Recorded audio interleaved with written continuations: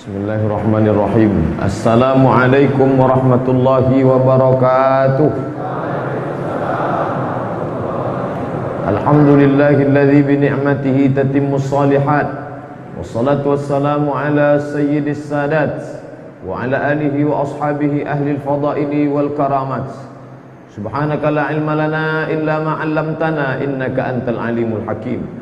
Rabbi shrah li sadri wa yassir li amri wahlul 'uqdatam min lisani yafqahu qawli. Hadirin hadirat, alim ulama, cerdik pandai, tokoh masyarakat, yang besar tak dihimbau gelar, yang kecil tak disebut nama. Insyaallah kita semua dimuliakan Allah Subhanahu wa taala. Amin ya rabbal alamin. Hadis yang kita bahas malam ini yang ke-7 dalam kitab Al-Arba'in An-Nawawiyah, pertemuan yang ke-8. Ada seorang laki-laki namanya Tamim, nama ayahnya Aus, nama datuknya Dari. Tamim ibnu Aus Ad-Dari radhiyallahu anhu. Anak perempuannya bernama Ruqayyah, maka dia dipanggil Abu Ruqayyah. An Abi Ruqayyah Tamim ibnu Aus Ad-Dari, dari bapak si Ruqayyah Abu Ruqayyah Tamim ibnu Aus Ad-Dari radhiyallahu an, Allah meridainya. Dia masuk Islam tahun ke-9. Nabi meninggal tahun ke-11. Tak lama dia bersahabat dengan Nabi. 9, 10, 11, itu pun bulan yang ketiga, Muharram, Safar, Rabiul Awal, Nabi meninggal. Jadi tak sampai 2 tahun dia bersahabat dengan Nabi Muhammad sallallahu alaihi wasallam. Agama aslinya Nasrani. Nasrani diambil dari kata Nasirah. Nasirah artinya Nazaret. Nasrani orang Nazaret, karena asli kampung Isa Nazaret. Maka orang mana itu? Orang Nazaret, pengikut Isa, Nasrani. Makanya amat sangat heran kalau ada orang dari daerah lain tapi disebut Nasrani. Kenapa? Nazaret. Tak pernah dia ke Nazaret. Lalu kemudian ini dalil bahwa orang yang mengatakan Nabi tidak pernah mengajak orang lain masuk Islam, ini tak betul. Buktinya apa? Seandainya Nabi mengatakan sudahlah semua agama benar, yang Kristen biarkan Kristen, yang Yahudi biarkan Yahudi, yang penting orangnya baik, siapa yang baik masuk surga, ini batil. Sekarang payah orang bedakan mana batil, mana betul, mana batil, mana betul, mana batil, mana betul. Batil disangka betul. Oleh sebab itu maka ada orang-orang di zaman Nabi Yahudi masuk Islam. Siapa dia? Muswain. Setelah masuk Islam berubah namanya menjadi Abdullah ibn Salam. Bahkan istri Nabi Yahudi namanya Sofiyah, nama ayahnya Huyai, nama datuknya Akhtab. Sofiyah binti Huyai bin Akhtab masuk Islam. Ada Kristen Nasrani namanya Tamim, nama ayahnya Aus, nama datuknya Dari. Tamim ibnu Aus Ad-Dari, Kristen, masuk Islam. Salman Al-Farisi, agama aslinya Majusi, menyembah api. Api abadi di Persia, masih hidup sampai sekarang apinya. Kalau ada acara olimpiade, diambil api itu dikeliling, api abadi hidup. Lama-lama Salman merasa tidak mungkin api ini yang menciptakan aku, pasti ada yang menciptakan api ini. Akhirnya dia merantau ke Suriah, Damaskus. Di sana ada Kristen Ortodok, masuk Kristen dia. Lama-lama dia pun berpikir tak mungkin ini yang memberikan kehidupan. Akhirnya dia mendengar ada secercah cahaya. Tala'al badru alaina, ada rembulan terang benderang di tengah malam gelap gulita jahiliyah, ada cahaya Islam. Dia Muhammad sallallahu alaihi wasallam, dia pun datang ke jazirah Arab, masuk Islam. Dan Nabi berkirim surat kepada raja Kristen namanya Heraklius, Herkal, gubernur Romawi yang ada di Damaskus, Suriah. Aslim taslam, masuk Islam kau wahai gubernur Romawi, taslam kau akan selamat. Wa illa, kalau kau tak masuk Islam, fa'alaika dzambul arisiyin, semua dosa orang Eropa kau yang akan menanggungnya. Dan Nabi berkirim kepada paus. Waktu itu pausnya di Alexandria, namanya Gergis, panggilannya Mukaukis. Dikirim Nabi surat mengajak masuk Islam. Ini dalil membatalkan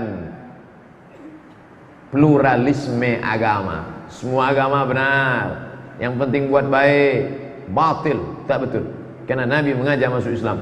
Dan salah satu yang masuk Islam itu adalah Tamim bin Aus Ad-Dari. Setelah dia masuk Islam, jahada ma'a Rasulillah sallallahu alaihi wasallam. Dia pun ikut jihad perang bersama Nabi Muhammad sallallahu alaihi wasallam. Dan setelah Nabi meninggal, digantikan Abu Bakar As-Siddiq radhiyallahu anhu 2 tahun. Meninggal Abu Bakar, naik Sayyidina Umar radhiyallahu an. Pada masa Umar ada seorang panglima bernama Amr ibn al-As, diutus ke Afrika Utara, tepatnya Fustat. Fustat itu sekarang Kairo. Maka Tamim ikut dalam rombongan itu pembebasan Mesir. Jadi ketemu dia Nasrani, bertemu dengan saudara-saudaranya yang juga Nasrani, mengajak mereka masuk Islam. Aku Nasrani sudah masuk Islam, hai orang Mesir, ayo kita masuk Islam. Tapi sampai sekarang di Mesir masih tetap ada gereja San Catherine. Bapak Ibu dari Kairo naik bis sampai ke gurun pasir Sinai, sebelum naik ke atas bukit Tursina, di bawah itu ada gereja San Catherine. Itu menunjukkan apa? Islam datang tidak pernah menghancurkan. Islam datang, wa ma arsalnaka illa rahmatan lil alamin. Seandainya Islam itu menghancurkan, membunuh, membumi ratakan, takkan mungkin ada gereja di Irak sekarang. Sampai sekarang di Irak ada gereja, di Kairo ada gereja, di Suriah, Lebanon ada. Mesir nama Kristennya Koptik, Ortodok Koptik. Suriah, Lebanon, Yordania, Palestina masih ada Kristen. Khusus Lebanon namanya Kristen Ortodok Maronit. Nah, jadi mereka banyak juga mazhab-mazhab di dalam. Ada mazhab Koptik, ada mazhab Maronit, ada mazhab macam-macam. Lalu kemudian dia menetap di kota Al-Madinah Al-Munawwarah, ikut dia membebaskan Mesir. 1 bulan naik onta, menyeberang Laut Merah, naik perahu, balik lagi. Setelah Islam Afrika Utara, balik dia ke Madinah. Lalu kemudian dia menetap di negeri Syam, dan pernah pula menetap di Baitul Maqdis, Palestina. Madinah, Mesir, Syam, Baitul Maqdis. Bagaimana sifatnya? Kana zahidan, orangnya zuhud. Zuhud itu tak terlalu tamak kepada dunia. Makan secukupnya, berpakaian secukupnya, tidak terlalu rakus. Izhad fid dunya yuhibbukan nas. Izhad fid dunya yuhibbukallah. Kalau engkau zuhud di dunia, Allah cinta pada engkau. Karena engkau pasti tidak akan menghalalkan segala cara untuk makan haram. Kurang. Orang memental kurang. Lau kana li ibni Adam wadiyan min zahab, seandainya anak Adam itu punya 1 lembah terbuat dari emas, latamanna ayyakuna lahu wadiyan akhar, pasti dia mau minta, andai ada lembah lagi, ada lagi. Tapi dia zuhud. Iqna bima qasamallahu lak, merasa cukuplah engkau atas pemberian Allah. Takun aghnan nas, engkau orang yang paling kaya. Kaya itu bukan kaya harta, karena banyak orang yang kaya harta tapi mental fakir. Orang kaya harta mental fakir, tak pernah mau berzakat, tak pernah mau sedekah. Kenapa? Nanti kalau ku keluarkan kurang. 10.000 pun tak mau dia. Waktu diminta, kenapa bapak tak mau keluarkan iuran 10.000? Kalau 10.000 ini kurang, 100 juta pun jadi kurang. Kalau bisa 100 juta, kalau kurang 10.000 kan tidak. Itulah maka tak ku keluarkan ini. Mentalnya kurang, fakir. Tapi dia tidak zuhud. Lalu kemudian dia pula wa yuksiru min khatmil Quran, orangnya banyak mengkhatamkan Al-Quran. Jadi bapak-bapak, ibu-ibu yang rajin khatam Quran, ini salah satu sahabat Nabi yang banyak mengkhatamkan Al-Quran. Ada Ubay bin Ka'ab yang pernah diangkat jadi imam salat tarawih oleh Sayyidina Umar bin Khattab. Ada Zaid bin Thabit yang diangkat menjadi ketua panitia pengumpulan Al-Quran yang ada tertulis di lembah yang ada di pelepah korma, di batu tipis, di tulang onta. Ini orang-orang banyak khatam Al-Quran. Ada namanya Abdullah ibnu Abbas radhiyallahu anhu yang didoakan Nabi, Allahumma faqihu fid din, dalamkan ilmu agamanya, wa 'allimhu ta'wil, ajarkan dia ta'wil tafsir Al-Quran. Dan ini orang yang banyak mengkhatamkan Al-Quran, yaitu Tamim ibnu Aus Ad-Dari. Tapi hadis yang diriwayatkannya tak banyak, 18 hadisan, 18 hadis. Meninggal tahun 40 Hijrah, meninggal di Palestina, di suatu kampung namanya Jibrin. Di Palestina ada kampung Jibrin. Jibrin nama lain dari Jibril. Jadi kalau ada Syekh Jibrin, apa itu? Jibrin, Jibrail, Jibril. Nah itu namanya 3, tapi satu, yaitu malaikat Jibril alaihissalam. Ada kampung namanya Jibrin, min Qura Khalil, salah satu daerah di Khalil di Palestina. Oke, itu periwayatnya. Sekarang hadisnya. Annan Nabiyya sallallahu alaihi wasallam qala. Nabi sallallahu alaihi wasallam bersabda. Apa kata Nabi? Ad-dinun nasihah. Din agama, nasihah, nasaha. Padankan katanya khalasa. Nasaha, khalasa. Apa artinya? Tengok dalam penggunaan kata. Zahabun nasihun. Ada butiran-butiran emas, masih bercampur dengan karat, masih bercampur dengan kotoran besi, masih bercampur, maka dia disebut zahab. Zahab, emas. Zahab artinya emas, fiddah artinya perak. Ketika orang menggali tanah ketemu emas tapi masih bercampur, disebut dengan zahab. Tapi setelah dibakar, dipisahkan mana kotorannya, mana sampahnya, berkilaulah emas murni, disebut dengan zahabun nasihun, emas murni. Maka makna nasaha artinya murni, tak bercampur dengan sampah. Kalau ada madu, madu tadi masih kotor, ada lilinnya, ada pula anak-anak madu mati, disaring. Setelah disaring, maka orang mengatakan asalun nasihun, asal madu, nasih, madu murni. Masukkan ke botol, tengok, Masya Allah, beningnya madu ini. Apa tak bening Pak Ustaz? Campur gula merah. Maksudnya tak bercampur dengan apapun. Kadang kita mau minum madu, nampak anak lebah. Saya termasuk jijik nengok anak lebah. Tapi ada pula orang menengok anak lebah menitik air liur. Ini dipepes sedap nih Pak Ustaz. Anak muda. Sama macam musim hujan ini datang laron. Wow. Ada orang nge-SMS saya, Ustaz Somad, apa hukum laron? Apa maksud pertanyaannya? Rupanya dibuat peyek. Muharram alaikumul khaba'ith, diharamkan bagi kamu khaba'ith yang menjijikkan. Kan jijik bagi kalian, kami kan tak jijik. Ini lain ceritanya.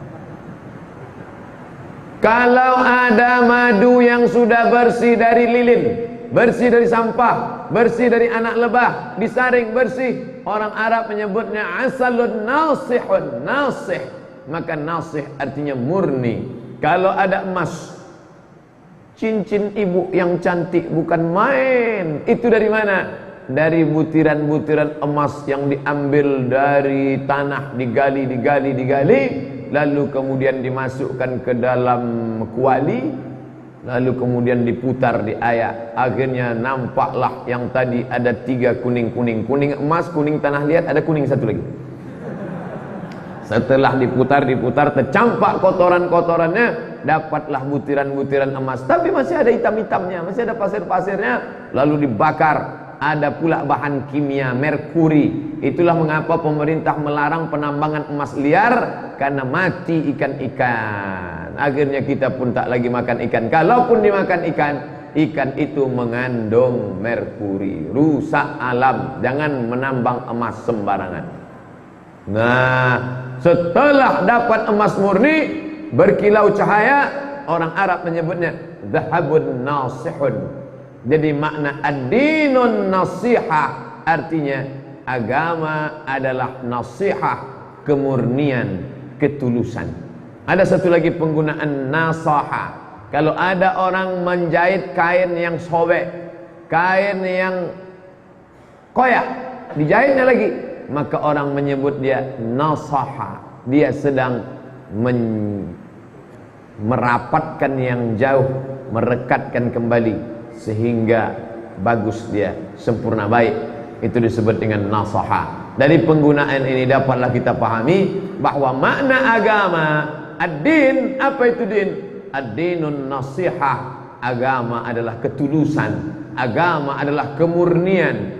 Maka agama ini ketulusan dan kemurnian. Siapa yang main-main dalam dunia dakwah, dunia agama ini, dia akan tereliminasi dengan sendirinya.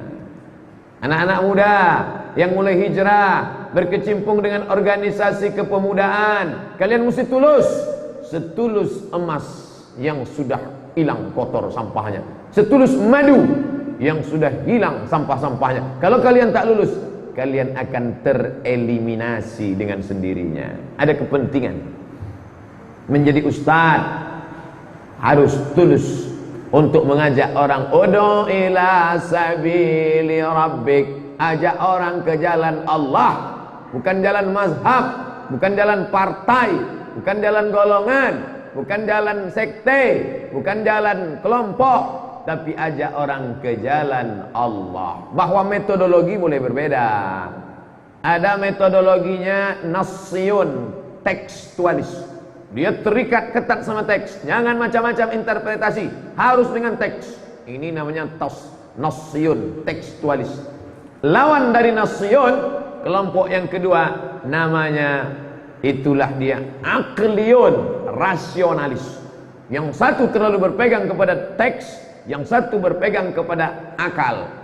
Satu lagi kelompok namanya irfaniun, mengandalkan intuisi. Dia tak terlalu berpegang kepada teks, tak pula terlalu bertumpu kepada akal, tapi lebih banyak puasa sunat, zikir, ada ilham, ada mimpi, ada signal-signal. Itu yang disebut dengan sixth sense, indera keenam. Tiga ini sejak dari zaman dulu sampailah sekarang. Begitu kata Syekh Abdul Halim Mahmud dalam kitabnya Alhamdulillah Hadhihi Hayati. Buku ini ditulisnya ketika dia undang ceramah ke India, naik pesawat dari Mesir Kairo ke India. Selama di perjalanan itu berhasil dia tulis satu kitab, judulnya Alhamdulillah Hadhihi Hayati, autobiografi. Autobiografi artinya orang menulis biografinya sendiri, bukan biografi tentang mobil. Lalu kemudian begitulah hebatnya Syekh Abdul Halim Mahmud. Tapi kata dia, dalam pengamatan saya, sejak zaman dulu ada tiga aliran. Satu aliran tekstualis, satu aliran rasionalis, satu aliran intuisi. Tapi ketiga-tiga ini akan bersatu. Apa yang menyatukan mereka? Wa ma umiru illa liya'budullah mukhlishina lahuddin. Kalau sama-sama ikhlas, ketemu. Alhamdulillah. Apa yang dikatakan Syekh Abdul Halim Mahmud, saya baca bukunya beberapa tahun yang lalu ketika saya beli, saya nggak paham, tak paham saya apa isi buku ini. Sekarang baru saya paham. Ada kawan nun jauh di sana, tak pernah satu pesantren sama saya, tidak sama-sama satu ormas, tidak sama-sama satu kota, tidak sama-sama satu manhaj, tidak sama-sama. Tapi ketika dalam perjalanan dakwah, rupanya yang menyatukan kita adalah mukhlishina lahuddin. Saya tak mengatakan saya ikhlas, tak.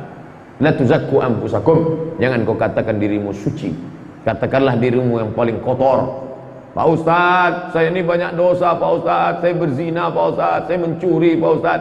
Lebih baik kau merasa dirimu kotor bersampah daripada kau merasa dirimu penghuni sorga, lalu selain engkau penghuni neraka. Oleh sebab itu, ad-dinun nasihah, agama ini ketulusan. Ibu-ibu yang sudah punya komunitas pengajian, maka jaga ketulusan. Kalau tidak, akan tereliminasi dengan sendirinya. Apa eliminasi ini? Payah saya jelaskannya. Sudah populer di TV kita udah. Peserta nomor sekian tereliminasi karena kurang banyak SMS. Tercampak. Nah, itu bahasa kita. Maka istiqomah di dalam ini, jaga ketulusan, jaga kemurnian. Alah, Ustaz Somad tuh ngomong aja itu, ketulusan lah, kemurnian lah. Dia aja habis ceramah nengok viewernya berapa, like-nya berapa, komennya berapa. Itu sekedar wasilah saja. Jarang-jarang saya tengok, malah tak saya tengok. Sebab kalau saya tengok komen-komen, pusing kepala saya. Ad-dinun nasihah, agama itu ketulusan. Allah tidak mau dicampurkan dengan yang lain. Lalu kemudian qulna, kami berkata, qultu, aku berkata, qulna, kami berkata. Kata sahabat Nabi itu, jangan bayangkan Nabi ngomong mereka diam aja, ketakutan pucat mereka. Enggak, mereka dialog. Satu-satunya yang monolog khutbah Jumat. Tak ada pernah sahabat Nabi bertanya, ya Rasulullah boleh bertanya? Enggak. Khutbah Jumat singkat, padat, pendek, selesai. Itu pun ketika sedang khutbah, datang orang Arab Badui. Ya Muhammad, halakatil amwal, binatang ternak kami mati, tanam-tanaman kami mati, hujan lama tak turun. Nabi sedang khutbah, tetap ada dialog. Nabi angkat tangan, aghithna, aghithna, aghithna, turunkan hujan, turunkan hujan, turunkan hujan ya Allah. Selesai sholat Jumat, basah pasir kota Madinah, turun hujan. Artinya apa? Boleh jamaah ngomong dengan khotib. Pernah Ustaz nengok jamaah ngomong sama khotib? Pernah, waktu di Mesir.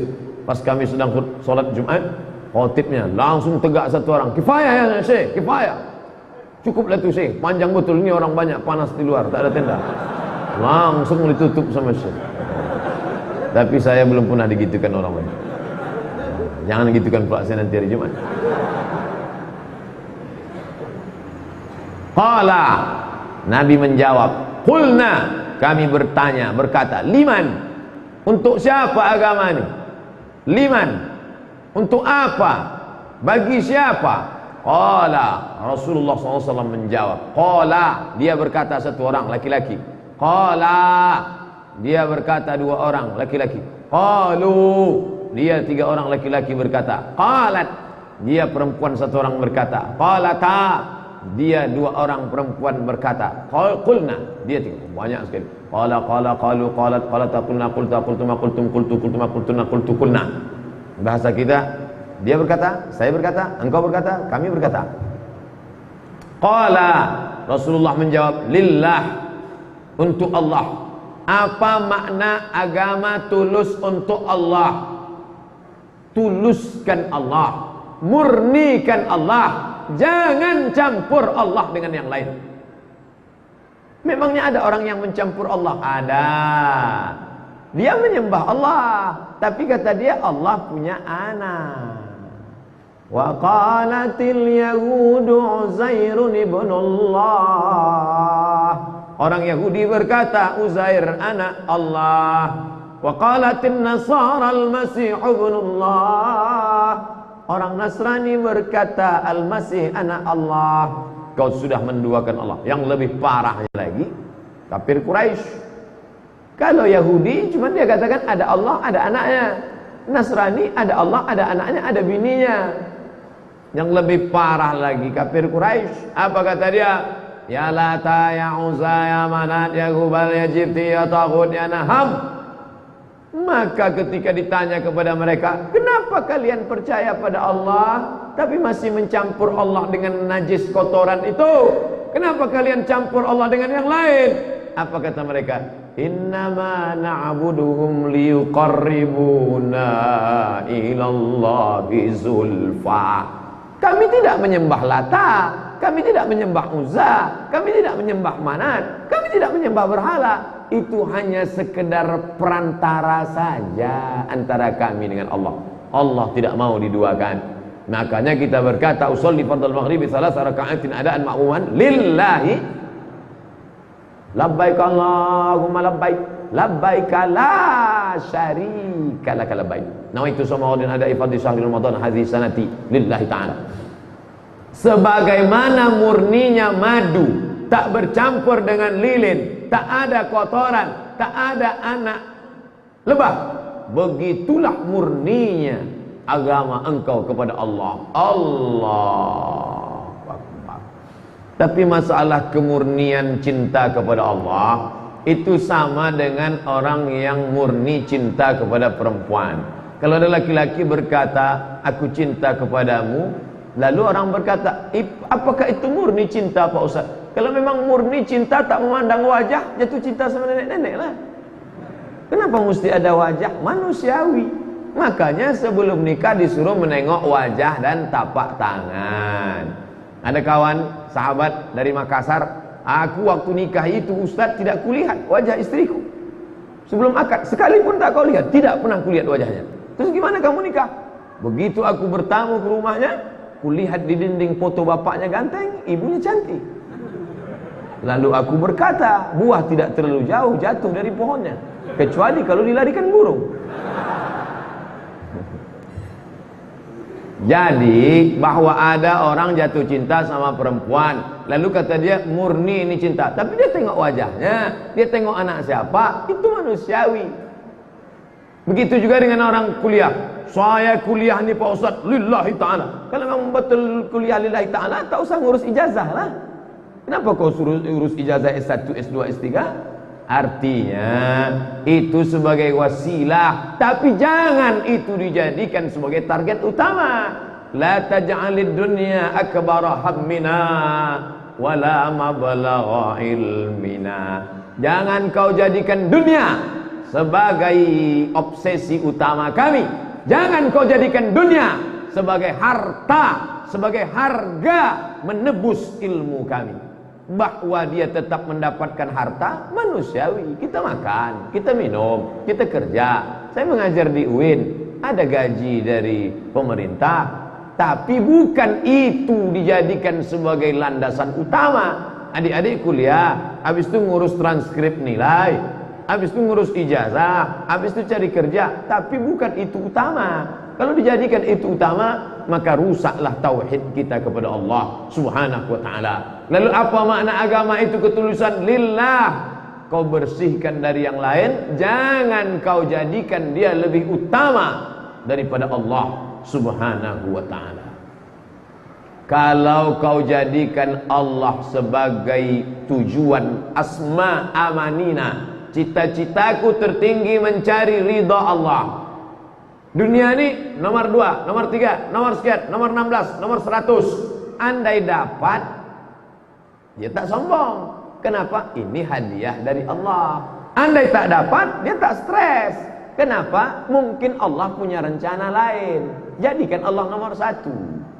Begitu juga dalam berbagai macam hal, pekerjaan. Makanya berangkat pagi kita katakan bismillah tawakkaltu 'ala Allah, la haula wala quwata illa billah. Yang udah kerja, ibu-ibu yang mau ke pasar juga begitu. Nanti aku ada rencana mau beli ikan, mau beli udang, mau beli ayam, mau beli kepiting, mau beli sayur. Bismillah tawakkaltu 'ala Allah. Begitu dapat, alhamdulillah. Tak dapat, alhamdulillah. Mungkin dengan tak dapat ini Allah punya rencana lain. Kalau ku beli ini semua makan, nanti darah tinggi naik, stroke mati. Jadi berbaik sangka kepada Allah Subhanahu wa ta'ala. Idza sa'alta fas'alillah. Kalau kau minta, minta sama Allah. Wa idza sta'anta, kalau minta tolong, fasta'in billah. Minta tolong kepada Allah Subhanahu wa ta'ala. Tapi tetap berusaha. Jangan katakan ikhtiar merusak kemurnian. Saya tak mau besok jamaah pengajian istrinya membangunkan pagi-pagi, bang kerja. Rusak tauhidku kalau sampai aku kerja. La haula wala quwata illa billah. Kebetulan istrinya ngaji juga. Sampai siang tak ada dia masak. Kau kenapa tak masak? Rusak tauhidku kalau masak, bang. Kalau kenyang kata Allah kenyang juga. Satu sama. Itulah kalau sama-sama ngaji. Lillah. Makanya ada namanya dalam akidah Asy'ari yaitu al-kasbu, usaha, ikhtiar. Tapi tidak kita mengatakan usaha inilah, gara-gara inilah aku kaya, gara-gara inilah aku sukses. Tidak. Ini hanya usaha saja. Kalau Allah mau, tanpa usaha pun bisa. Innama amruhu idza arada syai'an ayyakula lahu kun fayakun. Tapi Allah mau ngajarkan kita usaha. Kau usaha dulu, baik mendapatkan sesuatu maupun menolak sesuatu. Mendapatkan sesuatu apa? Nyari rezeki, nyari istri, punya anak, punya harta. Itu ada usaha. tapi puncak tingginya Allah, lillah, minta sama Allah. Tapi ada pula menolak sesuatu. Apa itu? Bagaimana supaya jangan sakit? Tetap ada usaha. Ini anak-anak muda ini kenapa kalian begadang-begadang duduk nongkrong sampai jam 9? Kalau tak sakit kata Allah tak sakit Pak Ustaz. Ya ada usaha, ada sebab akibat. Nah, jadi kita, tapi jangan gara-gara itu lalu kita menafikan Allah. Bapak nampaknya sehat fit terus ya. Apa nih? Saya rajin 4 sehat 5 sempurna. Saya sehat ini kan karena minuman. Saya sehat ini kan karena habas sauda. Oh, rusak tauhid kita. Itu usaha. Maka lari dari Safa ke Marwah, dari Marwah ke Safa, itu usaha. Usaha itu bahasa Arabnya sa'i. Dari mana tadi? Dari sa'i. Sa'i itu apa? Lari-lari kecil. Sa'i itu usaha. Karena Hajar berusaha. Apa yang dicarinya? Air. Hajar mencari air. Apakah dapatnya di Bukit Safa? Tak ada air. Dapatnya di Bukit Marwah? Tak ada air. Di mana air itu datang? Bukan dari usahanya, tapi dari pemberian Allah. Air itu datang dari tumit anak kecil yang belum pandai berjalan, digesekkannya keluar air. Allah mau mengajarkan, kau jangan sombong. Itu bukan karena usahamu. Kalau karena usaha, maka Yusuf sudah lama mati dalam sumur. Dimasukkan sama saudara-saudaranya fi ghayabatil jub, di kerak dasar sumur, habis. Tapi ada skenario Allah. Tiba-tiba datang orang memasukkan timba ke dalam, mau mengambil air. Begitu timba ditarik, anak kecil ada. Apa ini? Tak tahu. Kalau gitu kita jual aja nih anak. Akhirnya dijual. Skenario ilahi begitu indah. Faqsusil qasasa, ceritakan kisah-kisah itu. La'allahum yatafakkarun. Hidup ini penuh dengan man makes story. Orang bisa membuat kisah cerita tentang hidupnya. Hidup ini penuh dengan kisah. Kisah Adam, kisah Kabil Habil, kisah Musa, kisah Isa, kisah Fir'aun, kisah Zulkarnain, kisah macam-macam kisah. Dan kita disuruh mengambil hikmah dari peristiwa itu. Maka tuluskan amal karena Allah, tetap dengan usaha. Tapi orang yang bersandar dengan usahanya mengatakan ini karena aku, innama utituhu ala ilmin indi, aku kaya, hartaku banyak, ala ilmin indi, karena ilmu yang ada di kepalaku. Karena aku sarjana manajemen akuntansi, karena aku adalah MBA dari Amerika, Master Business Administration, karena aku dapat gelar PhD Doctor of Philosophy. Bukan, itu usahamu. Tapi jangan sombong. Bapak kenapa? Alah nggak perlu sekolah-sekolah, saya nggak sekolah aja sukses. Oh, tak bisa begitu. Nah, ini seimbang. Lillah. Yang kedua, wali kitabihi, harus murni mengikut kitab Allah. Apa makna tulus murni mengikut kitab Allah Subhanahu wa ta'ala? Artinya, begitu kata Syekh Dr. Hisham Kamil Amit Musa. Apa kata dia? Artinya bil amali bima ja'a bihil Qur'an, mengamalkan apa yang ada dalam Al-Quran. Menulis Al-Quran di dinding kaligrafi cantik, bagus. Melantunkan Al-Quran, sekarang sedang musabaqah tilawatil Quran. Qori-qori kita seprovinsi Riau. Bismillahirrahmanirrahim. Bayati sobasika nahawan jaharka. Bagus, tak salah. Tapi makna murni terhadap Quran ini, seperti murninya emas yang berkilau, seperti murninya menjain kait yang sobek, seperti murninya madu yang sudah disaring. Bagaimana? Begitulah engkau terhadap Al-Quran. Kau baca Quran karena ingin mencari ridha Allah. Bismillahirrahmanirrahim. Idhas sama'u fatarat, wa idhal kawakibu tatharat, wa idhal biharu fujirat. Ini memang murnikan Allah SWT. Jangan ketika orang banyak dibantai lagi Bismillahirrahmanirrahim. Ketika orang tak ada, Bismillahirrahmanirrahim. Udah nampak orang agak-agak dekat sikit, baru ambil Quran. Wah, Quran digital. Begitu orang udah pergi main game balik. Namanya mesti bil amali, mengamalkan bima. Tapi tentu tak bisa langsung amal saja. Saya Pak Ustaz baca Quran ini, baca terjemah Inggrisnya lah. Bagus. Terjemah Piktol Marmadok, terjemah Abdullah Yusuf Ali, terjemah bagus, terjemah Inggris, tapi baca Quran menurut bahasa dia diturunkan, baca dengan satu nafas, ada idgham, ada gunnah, ada qalqalah, ada bila gunnah, ada ikhfa, ada datang ke guru. Tuan imam kita Al-Hafiz hafal Quran. Pak Imam, saya mau belajar baca Quran, boleh? Boleh, silakan. Tarik nafas panjang. A'udzu billahi minasyaitonir rajim. Bismillahirrahmanirrahim. Lillahi ma fis samawati wa ma fil ardh. Wa in tubdu ma fi anfusikum aw tukhfuhu yuhasibukum bihillah. Apa kata orang tuanya? Masya Allah, anakku sejak pengajian di Masjid Raya Senapelan nih, mantap bacaannya Pak Ustaz. Dibukanya pintu kamar, rupanya VCD. Bacalah baik-baik, bukan hanya sekedar membaca. Asyik berkelahi masalah. Apakah mim, apakah mim, apakah miu, apakah. Cukuplah itu sesuai kemampuan. Mulailah melangkah bagaimana tafsirnya, bagaimana. Saya sebelum mengajar nih, saya tanya dulu orang-orang yang diajar, supaya kita jangan melihat searah. Saya sebagai pengajar, sebagai ustadz melihat ke bawah. Bagaimana menjadi orang yang di bawah melihat ke atas. Nah, ketemu di airport, saya senang dengan pengajian Pak Ustadz. Apanya? Rasional. Apanya? Bahasanya lugas, singkat, padat, tak bertele-tele. Apanya? Suaranya kuat. Apanya lagi? Kata-kata, diksi, pilihan katanya. Apanya lagi? Apa yang kalian mau sebagai pendengar? Kami maunya Pak Ustadz jelaskan Quran real, nyambung. Kira-kira apa yang bisa kami lakukan? Oh, ternyata orang mau action langsung. Jangan berbicara kepada penduduk bumi tapi pakai bahasa langit. Ini bahasa langit, entah kemana-mana ceritanya.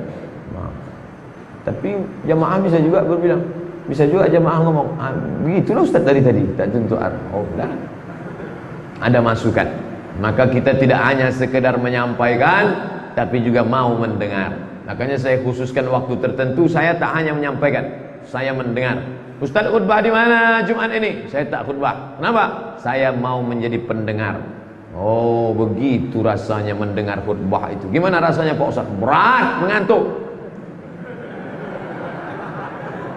Maka kalau begitu saya jadi khotib jangan panjang-panjang. Kalau saya jadi khotib kuat-kuat. Supaya apa? Sama seperti saya sedang mengantuk, saya mau suara yang kuat. Kaum muslimin yang dimuliakan Allah. Nah, kalau khotib itu mendayu-dayu, kipas anginnya kencang, habis makan pula tadi sebelum khutbah, jamaah yang dimuliakan Allah. Nah, itulah pentingnya dua arah. Maka Al-Quran itu dibaca, mukjizat-mukjizatnya. Idza sama'u fatarat, langit terbelah. Wa idzal kawakibu tasarat, planet bertabrakan. Seperti tasbih yang digunting talinya putus berserakan. Begitulah Neptunus, Merkurius, Pluto, Mars hancur berkeping. Wa idzal biharu fujirat, lautan diledakkan. Naik dari samudra, naik dari Selat Malaka, masuk ke Sungai Siak, naik ke Pekanbaru. Na'udzubillah. Wa idzal quburu bu'athirat, semua yang dikubur dibangkitkan. Maka ketika dibaca itu, Masya Allah, gimana kira-kira gambarannya tentang maut meledak itu Pak Ustaz? Tonton 2012 Steven Spielberg. Muai air laut itu ke atas, jembatan San Francisco hancur, apalagi Leton. Nah, ketika itu kita pun datang takut kepada Allah Subhanahu wa taala, maka membaca Quran. Wa idza tuliyat alaihim ayatuhu, kalau ayat Quran dibacakan, zadatuhum imana, bertambah iman. Bagaimana perasaanmu mendengar bacaan ayat siap fulan tadi? Mantap. Apanya mantap? Suaranya. Bagaimana tadi? Hebat. Apanya hebat? Lipstiknya. Rupanya Qori'ah yang ngaji. Yang mantap itu apanya? Ketika ku dengar bacaan ayat tadi, bertambah iman.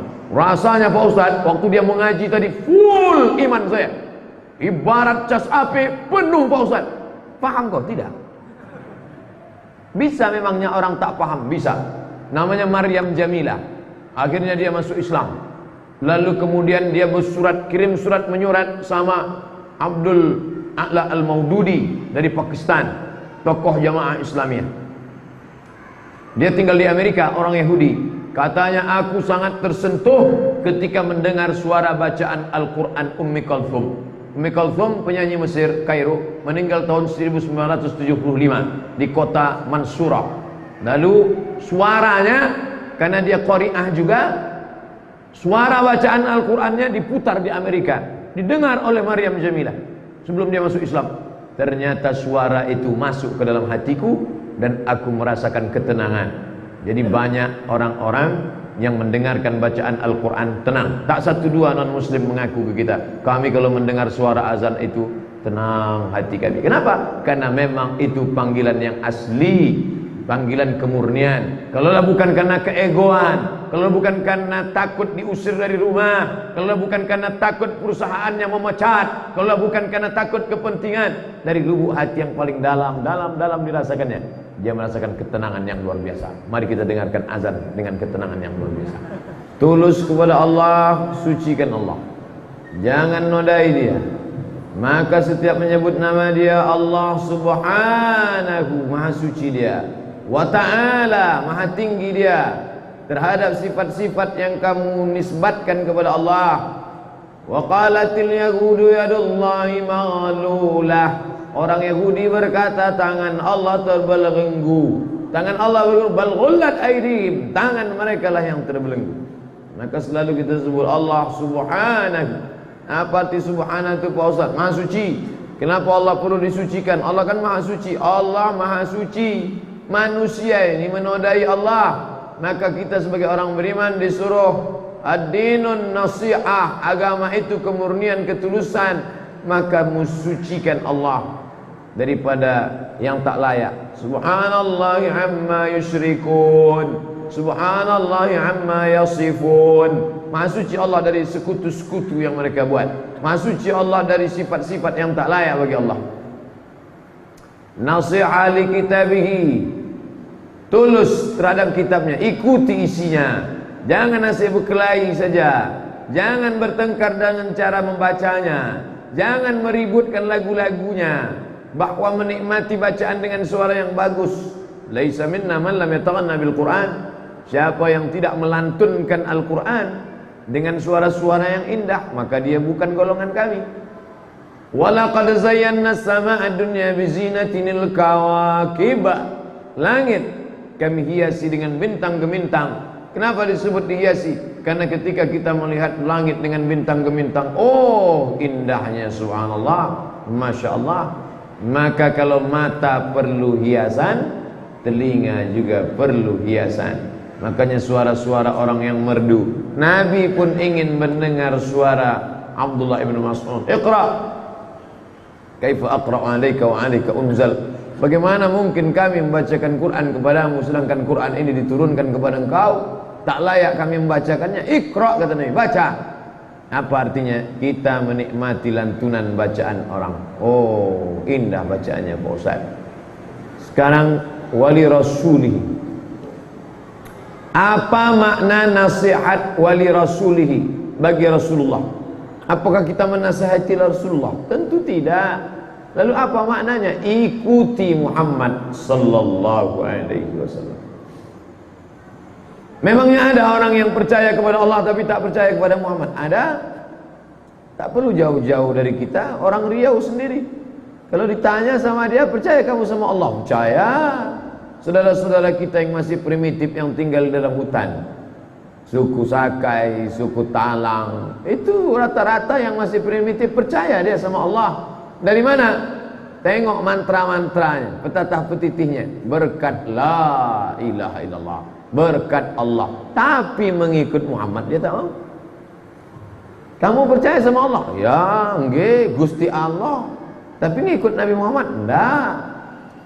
Seorang sahabat baru saja mengadakan penelitian, menelusuri tepian pantai Bengkulu, Jambi, masuk ke Pariaman. Berjumpa kami sama orang primitif Pak Ustaz di tengah hutan. Pas kami tanya, percaya sama Allah? Percaya.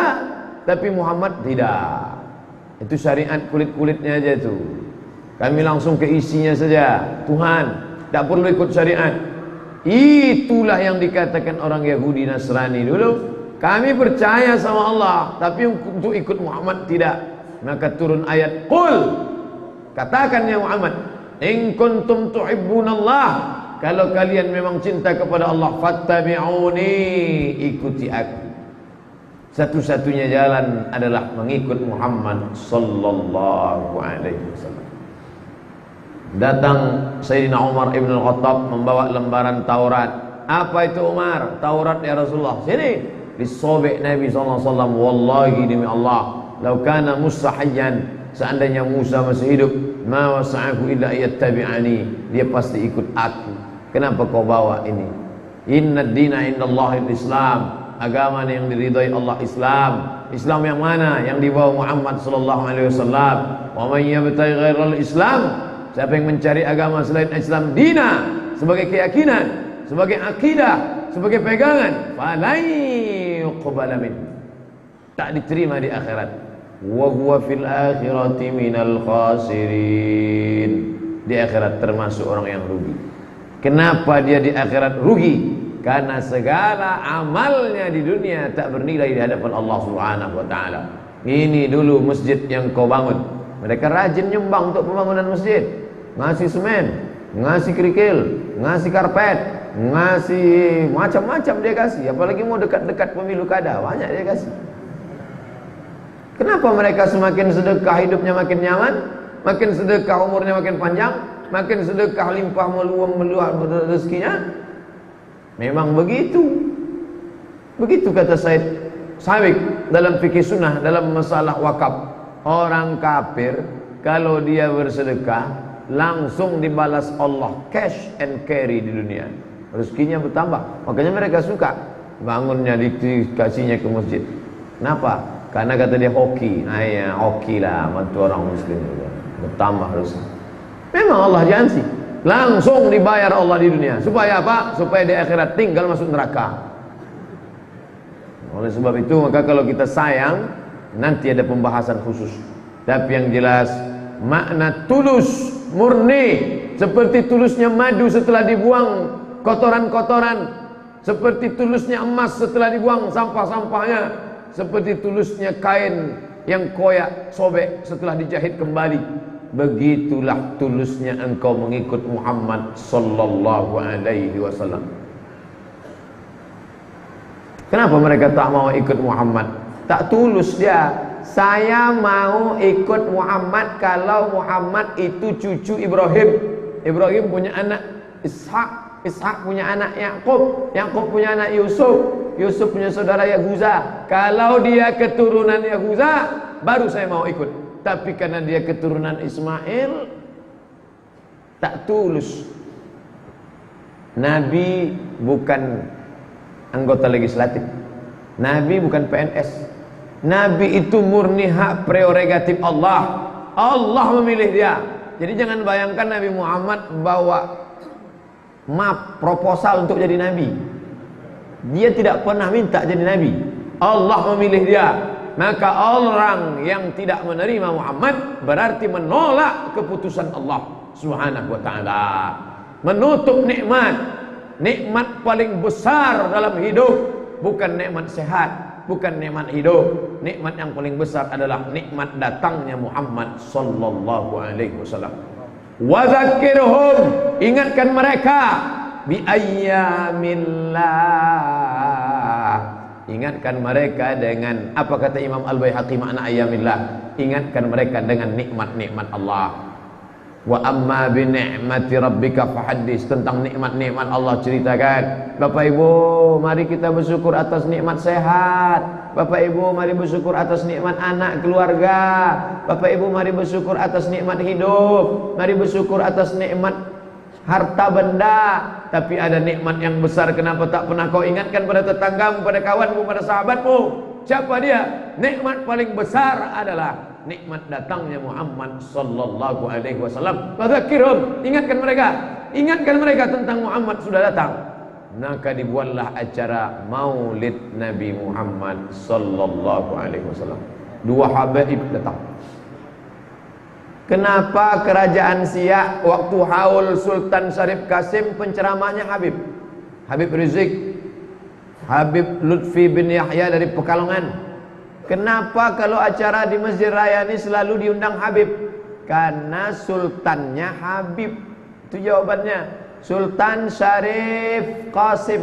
Syarif di pangkal namanya itu bukan nama, itu adalah titel keturunan dari Nabi. Lahir anaknya Fatimah, lahir anaknya Sayyidina Al-Husain, lahir anaknya Muhammad Zainal Abidin, lahir anaknya Muhammad Al-Baqir, lahir anaknya Ja'far Shadiq. Cucu cicit keturunannya salah satunya menikah dengan anak Sultan Siak. Makanya di pangkal namanya Syarif. Dulu Makkah itu pun dipimpin Syarif. Ada namanya Syarif Husain, ada namanya Syarif Aunur Rafiq. Syarif Husain 1924 lari karena pemerintah Saudi Arabia berubah menjadi kerajaan, lari Syarif Husain. Waktu itu dia pemimpin otonomi khusus yang disebut dengan daerah Hijaz. Makkah Madinah itu dulu punya wilayah otonomi khusus namanya Hijaz. Kalau Bapak Ibu mendengar kata Hijaz, itu Makkah Madinah. Lalu kemudian larilah dia ke Irak, membuat negara. Irak pun pecah dua, maka sekarang menjadi Yordania. Satu Irak, sekarang satu lagi Yordania. Makanya Yordania itu nama kerajaannya Al-Mamlakah Al-Arabiyah Al-Urduniyah Al-Hashimiyah. Kenapa disebut Hashimiyah? Karena keturunan Bani Hashim. Muhammad bin Abdullah bin Abdul Muttalib bin Hashim. Keturunan Hashim disebut Hashim. Hashemite Kingdom of Jordan, Hashemite Kingdom. Hashemite Bani Hashim, karena keturunan Hashim.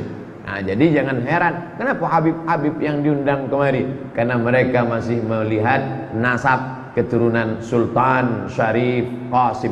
Begitu juga dengan Kesultanan Al-Gadriyah yang ada di Kalimantan Barat, Pontianak. Cuman sampai sekarang masih ada sultannya. Sultan yang sekarang sultan yang ke-9. Waktu saya ke sana diminta mereka memberikan tausiah, padahal saya tak Habib. Entah mereka menyangka saya Habib, Allah alam. Udah jelas apa PC. Habib itu Arab. Arab cemas. Tapi yang dimuliakan Allah Subhanahu wa taala, begitulah cintanya orang Melayu. Jangankan Nabi Muhammad, cucu cicit Nabi Muhammad pun dimuliakan. Diundang kemari para habaib menyampaikan tausiah. An asila ila qarabati Rasulullah sallallahu alaihi wasallam ahabbu ilayya. Menyambung silaturahim dengan keturunan Rasulullah lebih kucintai min an asila ila qarabati, daripada menyambung hubungan dengan kerabatku sendiri. Jadi ketika kemarin datang Habib Umar bin Hafiz, salah satu Habib yang masyhur di dunia ini, dari Tarim Hadramaut Yaman, dialog di Hotel Crown. Datanglah Profesor Saifuddin Amsir bertanya, Habib, ikatan Naqabah Alawiyin, ikatan keturunan Sayyidina Ali yang ada di Indonesia, sekarang namanya Habib Zain Ibnu Sumait. Habib Zain Ibnu Sumait. Habib Zain, ya, kenapa DN Aidid PKI kok bisa keturunan Habib? Aidid itu salah satu marga habaib. Al-Haddad, Al-Shihab, Al-Jifri, Al-Banahsan, Raja Syiah ini marganya Banahsan. Barakbah, Aidid, kok bisa DN Aidid, Habib kok PKI? Dijawablah sama Habib Zain Ibnu Sumait, kami sudah meneliti, ternyata dia bukan Arab, tapi orang tahap sukunya dipelihara. Mungkin anak terlantar dulu dipelihara oleh seorang Habib bernama Habib Aidid pakai D ujungnya. Lalu kemudian diambilnya nama Habib itu, tapi dirubahnya jadi T, Aidid.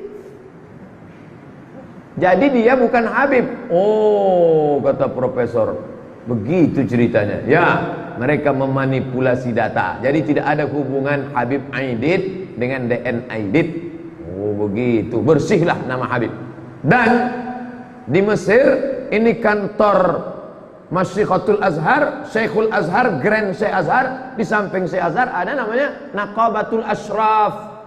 Kalau satu syarif, kalau dua syarifan, kalau banyak ashraf. Syarif-syarif itu mesti dicek di Naqabatul Ashraf. Betul tak dia punya sanad, punya silsilah.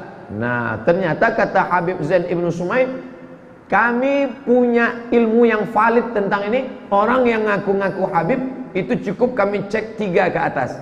Dia, ayahnya, kakeknya, moyangnya. Begitu 3 langsung ketahuan dia Habib asli atau Habib palsu. Nah, jadi tak bisa mentang-mentang hidung mancung Habib. Jadi sudah ada di Jakarta itu ada Alawiyin, Sayyidina Ali. Naqabatul Ashraf kalau di Mesir, kalau di Indonesia. Jadi rupanya kata Habib Zain Ibnu Sumaid, keturunan marga-marga habaib keturunan Nabi ini sampai 120 lebih marga itu terpecah. Dan sebagiannya waktu ada seminar internasional keturunan Ahlul Bait keturunan Nabi, seminar internasional diadakan di Libya, ternyata yang paling banyak berkembang biak marga itu di Indonesia. Bahkan yang di Yaman sudah punah, tak ada sama sekali, malah di Indonesia ada katanya. Itu marga apa? Barakbah. Barakbah sudah tak ada lagi di Yaman, tapi di Indonesia ada, dan di Riau ada. Di Riau ada, masih ada Barakbah. Adapun Basalamah, Ba'asyir itu keturunan Yaman tapi bukan habaib. Nah, jadi ada yang Arab Yaman tapi bukan habaib, bukan keturunan Nabi Muhammad. Kenapa dipanggil Habib? Diambil dari kata hub. Hub artinya cinta. Habib, orang yang tercinta. Makanya seorang laki-laki memanggil perempuan, oh orang yang kucinta, habibati. Kalau manggil laki-laki, ya habibi, ya habibi. Ada kawan saya orang Aceh namanya Habibi. Waktu kami sama-sama naik bis di Mesir, dia di depan, kami di belakang. Ya Habibi, semua nengok ke belakang. Oh my darling, Habibi. Nah, jadi kita memanggil dia datuk-datukmu dulu, kami sangat cinta sama dia. Kami tak bisa jumpa dengan dia, dengan keturunannya pun jadilah keturunan Nabi Muhammad yang tetap menegakkan syariat Allah di muka bumi Allah. Datanglah mereka dari Yaman, menempuh laut Arab, lalu kemudian datang ke Palembang. Di Palembang banyak sekali habaib. Lalu kemudian datang ke Riau, dan datang pula ke Brunei Darussalam, menikah dengan anak Sultan Brunei, lahirlah anak laki-laki. Itulah sekarang Sultan Hasanal Bolkiah. Makanya akrab dengan Raja Yordania, Raja Abdullah, karena sama-sama Habib. Tapi yang paling penting adalah sama-sama kaya dan sama-sama presiden. Lalu kemudian kecintaan kepada Nabi SAW, ikuti syariatnya, ikuti sunnahnya. Kalau memang betul kau cinta sama Nabi, sholatlah berjamaah di masjid. Nabi sakit, diambil air dari kirbah. Kirbah kulit kambing yang dijahit, belum ada ember, belum ada baskom, disiramkan ke wajahnya. Ketika dia bangun, apa kata dia? Bawa aku sholat berjamaah ke masjid. Dipapah oleh Fadl bin Abbas, Sayyidina Ali, Abdullah bin Abbas, Fadl bin Abbas, Sayyidina Hasan, Sayyidina Husain, ahli bait. Mereka lah yang memapah Nabi SAW. Kakinya tak bisa melangkah, dibawa ke Masjid Nabawi mau sholat. Tiba-tiba ada orang mengaku cinta kepada Nabi, semua orang sholat, dia tak sholat. Kau kenapa tak sholat? Cukup sholat batin saja. Ikut Nabi siapa? Nabi Muhammad yang mana? Kalian ikut Muhammad yang zahir, aku mengikut yang batin. Batin mana? Batin putih apa batin hitam? Ikutlah Nabi Muhammad SAW, zahiran wa batinan, zahir dan batin, qaulan wa fi'lan, ucapan dan perbuatan, sam'an wa ta'atan, sami'na wa ata'na. Jangan sampai menolak Nabi Muhammad SAW. Satu-satunya jalan keselamatan adalah jalan Nabi Muhammad SAW. Bahkan Nabi Isa alaihissalam nanti ketika datang pun tetap tidak membawa syariat baru, tapi mengikut syariat Muhammad sallallahu alaihi wasallam. Nanti kalau dia datang, apa yang dia akan lakukan? Yukassirus salib, menghancurkan salib. Wa yaqtulul khanazir, membunuh babi-babi. wa yad'ul jizyah, menggugurkan jizyah pajak. Begitulah kedatangan Isa. Apa maknanya? Memurnikan ajaran dia dulu yang sudah diselewengkan, masalah salib dan babi, masalah kutipan-kutipan upeti, dan kemudian dia tetap ikut syariat Muhammad sallallahu alaihi wasallam. Lebih jelasnya lagi dalam peristiwa Isra Mi'raj, sampai dia ke Masjidil Aqsa, dia tengok ke belakang ada Ibrahim, dia tengok ke belakang ada Musa, dia tengok ke belakang ada Isa. Kenapa? Antal imam. Assalatu wassalamu alaika ya man asra bikal muhaiminu laila. Wahai engkau yang diperjalankan Allah oleh Dia yang Maha Kuasa, laila, pada suatu malam. Ujung dari syair itu, wa antal imam. Ketika sampai di sana, engkaulah yang menjadi imam. Itulah tarahim, tarahum, mencari rahmat Allah sebelum azan subuh dikumandangkan. Kalau di Masjid Islamic Center Pasir Pengarayan, asli qari, assalatu wassalamu alaika ya man. Wah, di Masjid An-Nur selalu juga kita dengar. Tak sampai hati menyebut di An-Nur, suara kaset ada ketuanya di sini. Buatlah musabaqah, yang cuma maulid, menyambut maulid ini musabaqah tarahim. Nah, jadi anak-anak SMP, SMA yang suaranya bagus-bagus itu boleh lomba syairnya. Juga salatu wassalamu alaika ya man. Nah, yang juara satu nanti Asul Tarahim selama 6 bulan. Habis itu baru ganti juara 2. Nah, ini kalau tidak ini akan mati. Apa ini nambah-nambah azan? Itu bukan menambah azan, itu kan sebelum azan, untuk ngasih tahu orang di pasar sana bahwa sudah terdengar tarahim, siap-siaplah. Jangan di situ azan baru dia siap-siap mengambil wudhu, masbuk terus. Nah ini ada sebagian ngasih tandanya pakai ngaji, ada yang pakai solawat. Kalau di Jawa, ternyata di Jawa pakai tarahim juga. Ketika saya ceramah di Jogja, saya dengar, oh pakai assalatu wassalamu alaik juga. Di sebagian tempat orang Jawa di sini tak pakai tarahim, pakai lagu-lagu solawat, tapi pakai Jawa. Salatullah, salamullah, ala toha rasulillah. Itu mau memberitahu orang bahwa solat sudah mau masuk, maka bersiap-siaplah. Isinya solawat, mengingatkan kepada Nabi Muhammad sallallahu alaihi wasallam. Ikutlah syariat Muhammad. Jadi sesungguhnya maulid itu tak lain tak bukan adalah mengingatkan umat ini.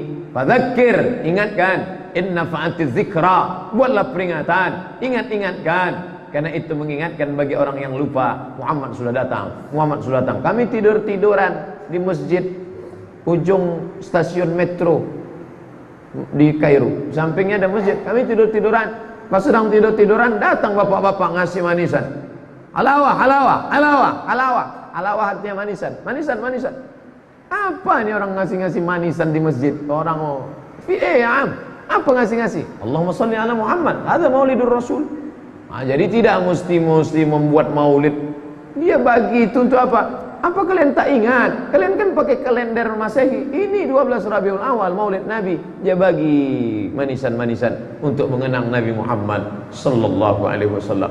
Tiba-tiba saya ngontrak, tidak tinggal di asrama, ngontrak rumah. Nama tuan rumahnya Said. Said artinya happy, bahagia. Assalamualaikum. Waalaikumsalam. Kami tengok pintu orang Arab. Ngapain orang Arab datang bertamu? Apa? Nasi kuning pakai ayam panggang. Min Said. Ini dari Said, tuan rumah. Ada apa Said ngasih ini? Allahumma sholli ala Muhammad, maulidur Rasul. Oh, ibu-ibu yang punya rumah kos-kosan, kasih ayam panggang. Assalamualaikum. Nih. Ada apa nih bu? Allahumma sholli ala Muhammad, maulidur Rasul. Tak ingat kalian Nabi Muhammad sudah lahir? Makan. Nah, nanti akhir bulan tambah sewa. Allahumma sholli ala Sayyidina Muhammad. Nah, datang nanti mendengarkan pengajian. Apa sih maulid ini? Bid'ah wa kullu bid'atin dhalalah wa kullu dhalalatin finnar. Isinya kan pengajian. kadang terjebak pada kalimat peringatan. Apa buat peringatan? Tak ada peringatan. Jangan tambah-tambah hari raya Idul Fitri. Yang nambah hari raya itu siapa? Peringatan tak boleh, tapi dia membuat hadirilah daurah sirah 2 hari membaca sejarah Nabi. Ya sama. Yang dibacanya apa? Ar-Rahiq Al-Maktum. Yang dibacanya apa? Sirah Ibnu Ishaq. Yang dibaca apa? Sirah Ibnu Hisham. Yang dibaca apa? Sirah Ibnu Katsir, sejarah Nabi. Yang dibaca Habib apa? Simtud Durar. Yang dibacanya apa? Barzanji, Burdah. Itu semua sejarah Nabi isinya. Isi daripada maulid itu adalah puji-pujian dan sejarah cerita Nabi. Bacalah terjemahnya. Saya tak paham cuman Arab aja, ya minta terjemahkan. Tolong terjemahnya, translate. Alhamdulillah jamaah kita sudah bisa menerjemahnya Pak Ustaz. Mantap.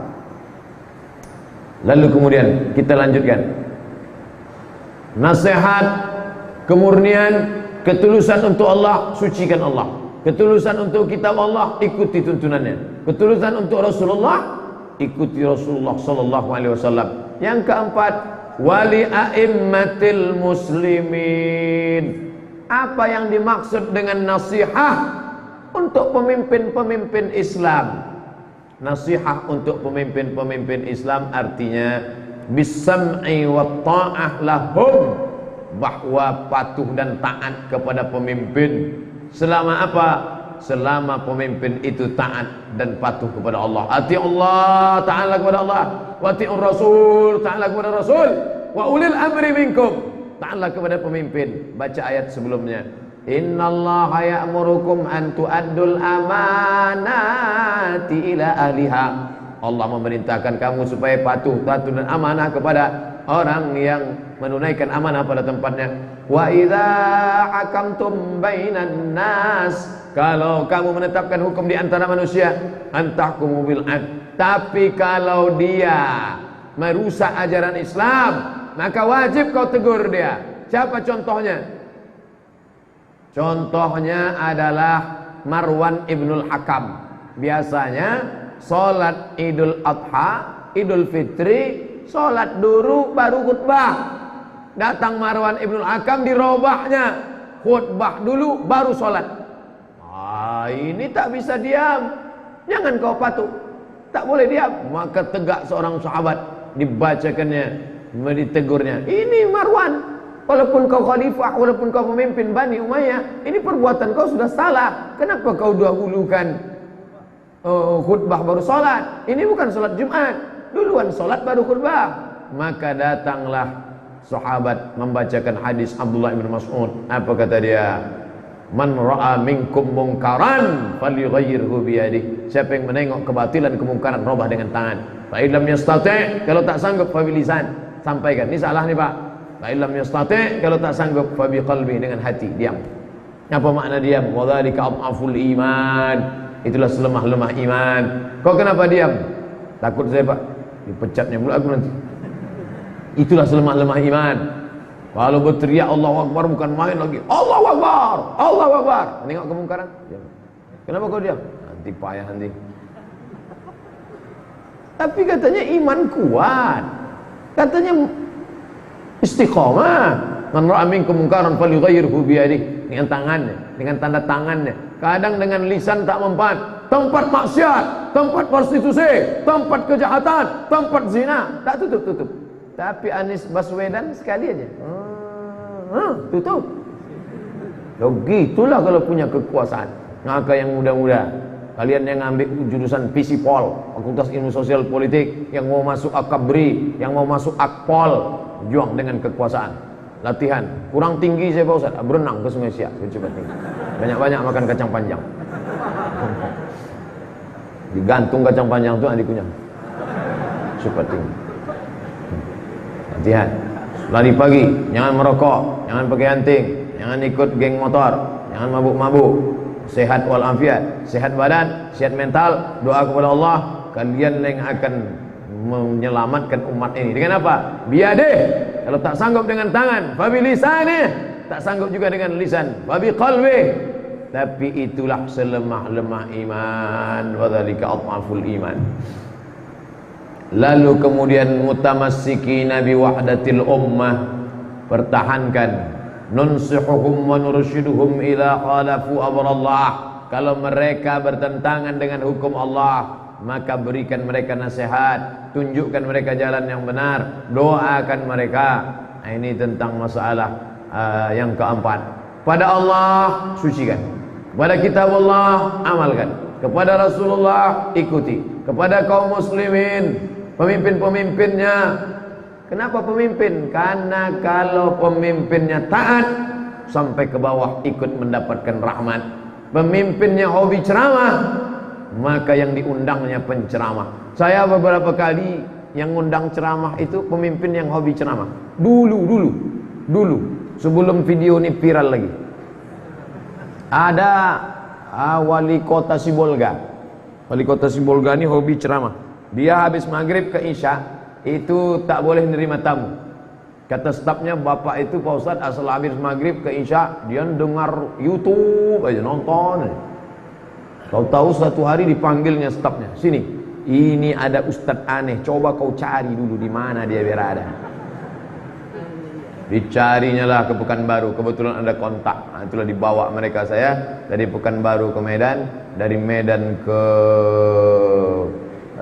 Sibolga, dari Sibolga jalan darat, masuk ceramah. Lalu kemudian kemarin Bupati Rantau Perapat Labuan Batu, itu hobi pengajian juga.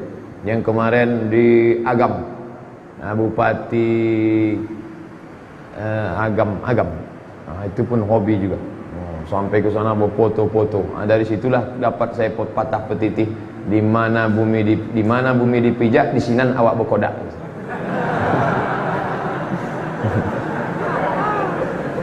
Kemarin tuh di Langsa, itu pun hobinya pengajian juga.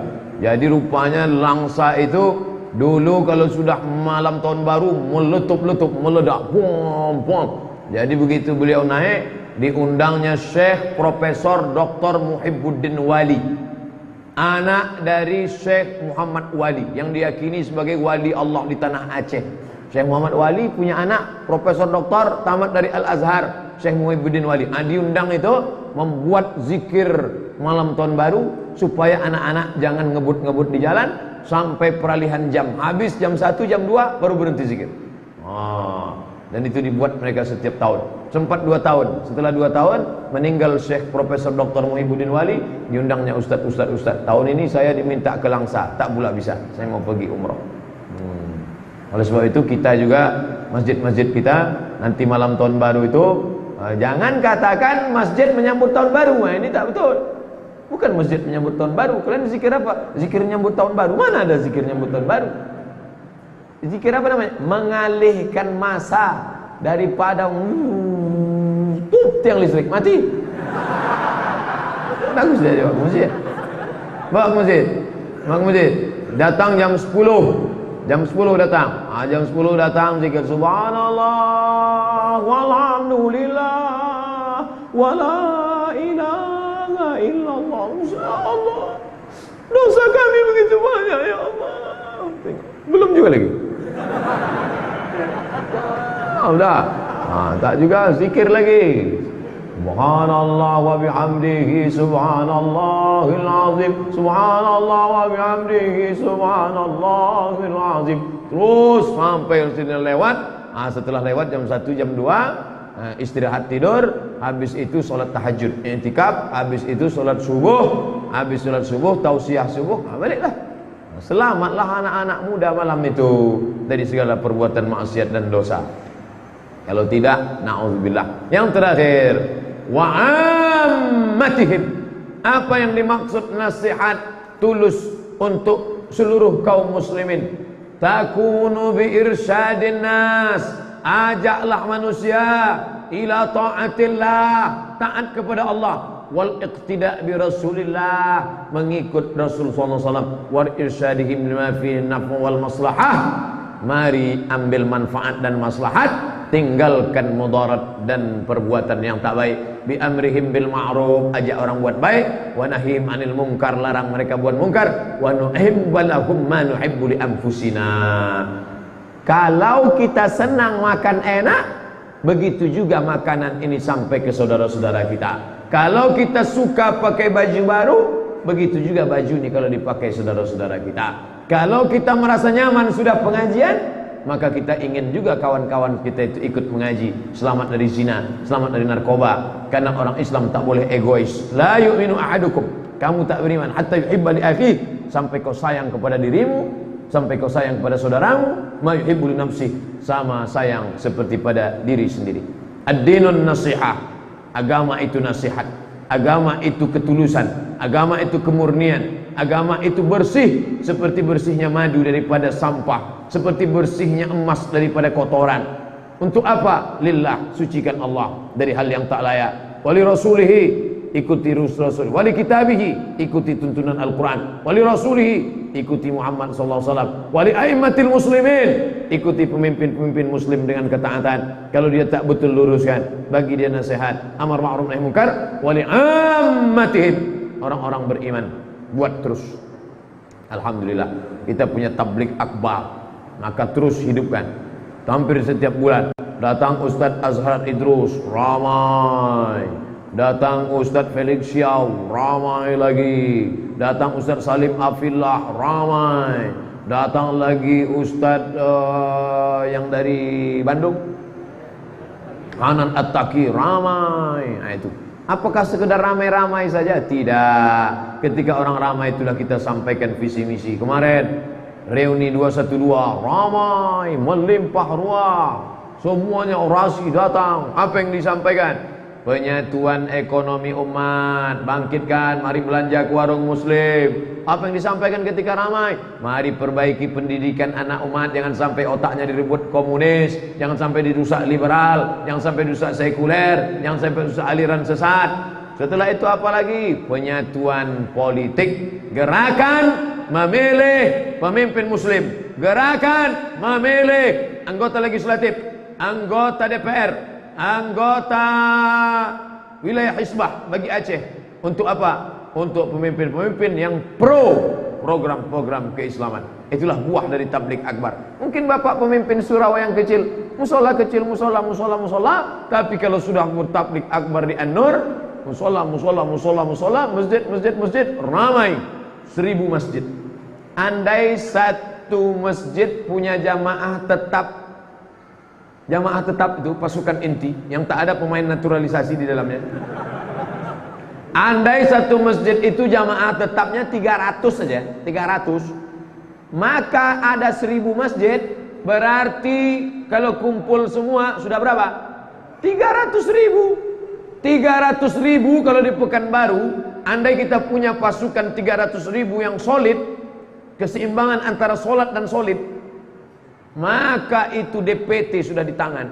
DPT, daftar pemilih tetap. Pekanbaru ini penduduknya 1.200.000, DPT-nya 300.000. Kalau jangankan 300.000, 150.000 plus 1, nah itu sudah di tangan. Maka kita punya bergaining. Orang-orang yang otaknya politik, dia menengok orang banyak ini. Kalau kita nengok orang banyak nih, wow hebatnya. Kalau enggak, mereka kalau nengok orang banyak, wah ini 2 kursi nih katanya. Bisa nih. Nah, ini 2 kursi, ini 3 baut-bautnya bisa nih. Kenapa? Dengan itu, kalau umat Islam tidak peduli politik, maka umat Islam akan dipimpin politikus tak peduli pada Islam. Kalau umat Islam tidak memilih pemimpin peduli Islam, maka umat Islam akan dipimpin oleh politisi yang menghabisi Islam. Oleh sebab itu, jangan lagi orang berpikir, ayolah ngaji. Ngaji apa? Ini kaji akhirat nih. Akhirat. Emangnya kita hidup di akhirat? Kita kan hidup di dunia. Laisa bi khairikum man taraka dunyahu li akhiratihi. Orang paling baik bukan orang meninggalkan dunia. Uli usiba minhum jami'an, dapat dua-duanya. Itulah maka dari rukun yamani ke Hajar Aswad, Rabbana atina fid dunya hasanah wa fil akhirati hasanah wa qina adzabannar. Kita ini hidup di dunia. Allah menurunkan Al-Quran ini untuk dunia, bukan untuk akhirat. Allah menurunkan hadis Nabi Muhammad untuk memimpin dunia. Setelah selamat kau di dunia, baru selamat di akhirat. Jadi jangan jadikan Islam ini akhirat oriented. Saya paling marah kalau diundang ceramah ke kantor-kantor. Ustaz Somad, tolong Ustaz cerita masalah akhirat dulu. Kami udah capek dengan dunia. Ente pikir saya ustaz akhirat? Ini otak-otak sekuler. Bekerja di kantor itu untuk mengatur dunia. Bapak punya kekuasaan itu untuk memimpin dunia. Kama stakhlafal ladzina min qablikum. Allah akan menjadikan kalian sebagai pemimpin dunia, sebagaimana dunia ini dulu pernah dipimpin oleh orang-orang soleh. Daud, orang soleh, memimpin dunia. Saking solehnya Daud, puasanya aja pun sebulan sampai 15 hari. Itu Daud. Daud punya anak Sulaiman, memimpin dunia. Zulkarnain, Alexander the Great, memimpin dunia. Maka Allah akan berikan kekuasaan insyaallah kepada anak-anak kita yang soleh ini. Amin. Terima kasih segala perhatian. Mohon maaf segala kesilapan. Subhanakallahumma wa bihamdika asyhadu an la ilaha illa anta astaghfiruka wa atubu ilaik. Wassalamualaikum warahmatullahi wabarakatuh.